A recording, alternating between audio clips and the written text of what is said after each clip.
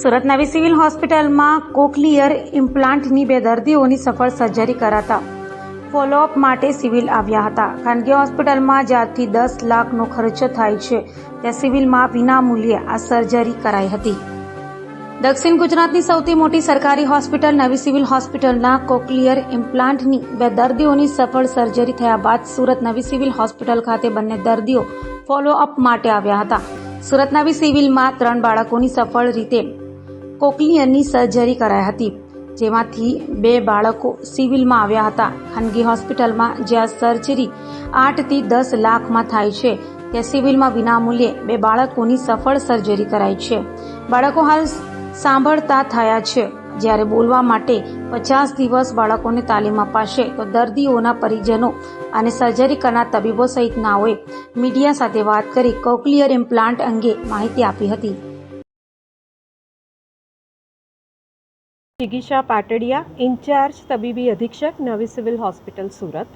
આપ સૌને આવકારું છું અને એ સાથે આપ સૌને જણાવતા મને આનંદ થાય છે કે સરકારશ્રીની પ્રતિબદ્ધતાને કારણે આપણે સરકારશ્રી દ્વારા એક પ્રોગ્રામ ચાલી રહ્યો છે, જેમાં જન્મજાત જે બાળકોને સાંભળવામાં તકલીફ છે અથવા જેની શ્રવણ શક્તિ ગુમાવી ચૂકેલા છે એવા બાળકો માટે કોક્લિયર ઇમ્પ્લાન્ટ કરવાનો એક પ્રોગ્રામ ચાલી રહ્યો છે. એ પ્રોગ્રામને અંતર્ગત જે બાળકો આવી પરિસ્થિતિથી પીડાઈ રહ્યા છે એ બાળકોનું સૌથી પહેલાં સ્ક્રીનિંગ કરવામાં આવે છે. સ્ક્રીનિંગની અંતર્ગત અમારું ડિસ્ટ્રિક્ટ અર્લી ઇન્ટરવેન્શન સેન્ટર છે, જેમાં બાળકો આવે છે અથવા તો જે તે ઓપીડીમાં આ કમ્પ્લેન સાથે બાળકો આવે છે. એનું અમે ડિટેલમાં એનું સ્ક્રીનિંગ કરીએ છીએ. કેટલાક ટેસ્ટ કરવામાં આવે છે.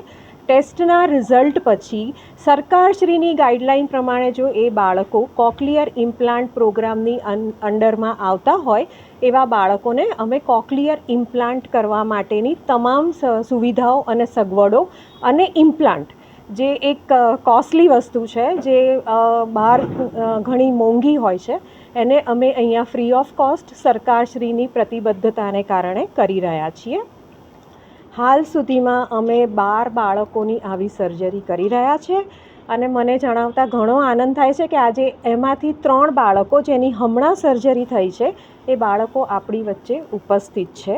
એ બાળકો બાબતે વધારાની ડિટેલ હું ENTના જે અમારા રિપ્રેઝેન્ટેટિવ છે ENT વિભાગમાંથી હું એમને કહીશ કે અમે કેવી રીતે આ વસ્તુ પાર પાડી, કયા શું તકલીફ હતી એ બાળકોને અને આજે એ બાળકોની શું પરિસ્થિતિ છે એ બાબતે તમને એ ડિટેલમાં જણાવશે.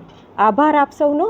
અને ભવિષ્યમાં અમારે લગતી કોઈ પણ તકલીફ એટલે જરૂરિયાત હોય ત્યાં સિવિલ હોસ્પિટલ હંમેશા તમારી સાથે છે. અમારો કોન્ટેક્ટ કરજો અને અમે એના માટે લગતી તમામ સગવડો અને સુવિધાઓ સરકારની પ્રતિબદ્ધતા, અમારી કટિબદ્ધતા સાથે અમે હંમેશા હાજર રહીશું. Thank you.